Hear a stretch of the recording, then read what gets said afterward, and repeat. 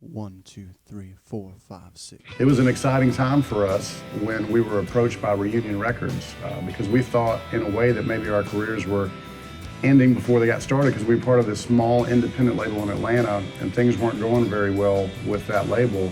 And we had questions about whether we should keep doing this and keep going on because we're in this bad contract.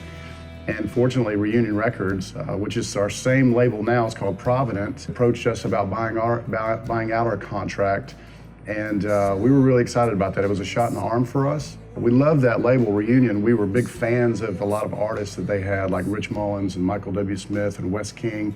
And so it was a great and exciting time for us. We talked to them in '95, signed a contract at the end of '95, and the record came out in the spring of '96. The first album, a lot of people just call it like the Bus record because it's so iconic with the Bus, but that was our self-titled, first big release nationally. And but that was the third time we had sort of released the record. I mean, the first time we financed it ourselves, we put it together, and it was called Contagious, and it also had a very iconic looking cover with this kid just like staring at you, and a lot of our diehard fans have that album. But it was those same recordings, and then we went with another label previous to Reunion and kind of reworked it a little bit, added a couple songs, remixed a couple things, put a very non-iconic cover on that one. It was probably the worst cover ever.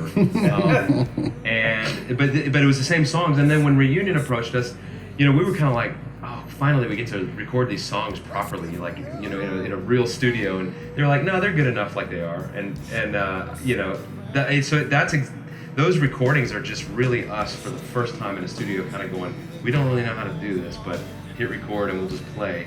And unfortunately, some of that might be a little obvious in the way that first record sounds, but there's also, I think, something nostalgic about it that our fans really love, and it is what it is. When people think about the idea of a band getting signed, you picture this epic show that just blows everybody away. And there's the record company president's there, and he's like, I want to offer you guys a recording contract. $1 million. That did not happen for us at all. We actually were playing at this weird little, I guess it was like a church camp or something that was right outside of Nashville. So it was close enough that Terry, the label president, could come out and a couple of the other guys from Reunion. Camp actually was whatever denomination it was the kind of camp or the kind of church where they don't sing or they don't have the instruments. Sorry, they don't have the instruments at church.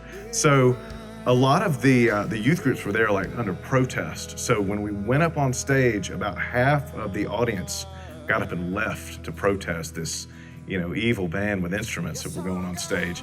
Meanwhile, David's drum riser was a hearth of a fireplace, and there was an active, loud, roaring fire going on behind David, a consuming fire, if you will, going on during the show. And You were hot that night. You were hot.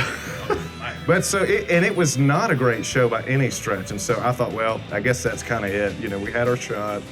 We got to do the show. The label people were here, but they actually did talk to us afterward and did extend the offer for us to be on Reunion, and the rest is history. But for a little bit there, I didn't think that was going to be the case. Even when we were finishing up those tracks that I was talking about, and then adding some new ones, that was the first time to be in a major studio. And so then to go and do a photo shoot, I mean, all of us are like, how does this work? We're nervous about it, and do I look all right? And hair and makeup. We'd never had any of that kind of stuff. And so we go, there's this really cool house with this amazing old tour bus just sitting in the backyard, kind of rusty, vibey looking tour bus. And so it made such a great backdrop for some of the photos. But then just the front of the bus itself was so photo worthy and just became such a great element to put on the front of the album. And then whoever did the artwork at the time, I can't remember what her name was, but Diana Lussenden. Yes. Yeah, there's good. That's right. Yeah, it was just so cool to see how she incorporated the Georgia peach and Georgia license plate and Blackbird. The Blackbird. Yeah, it was just a really artistic. It might be my favorite album cover we've ever had because it's just so unique. It wasn't the license plate that we put on the front of the bus, wasn't that from our touring, our van? From our van. Yeah, we just took it off the van and put it on the front of the bus. Slapped it on there. So that first record, as David was saying, that so many of those songs were carried over from years prior when we had done our first record ourselves and then an independent label. And it was like every time that we put it out, we would maybe remix the record and maybe add 1 or 2 songs or something like that to make it a little different. We had no idea that 20 years later that people would still be, well, first of all, that we would be around 20 years later. But second of all, that if we were, that people are still requesting every night, every single night, people are requesting songs from that first album, like Consuming Fire and Blackbird and Love Song and Thief. And it's gotten to be almost a joke on stage. I'll tell people when they request all these songs from the first record, I go, guys, we've made a lot of records since then. They're pretty good too. Let's hear some requests from some other albums. But it's a record that, you know, it's the first time that people had heard us. And I think the people that were around then and have been supporting us for 20 years, they love to hear those songs.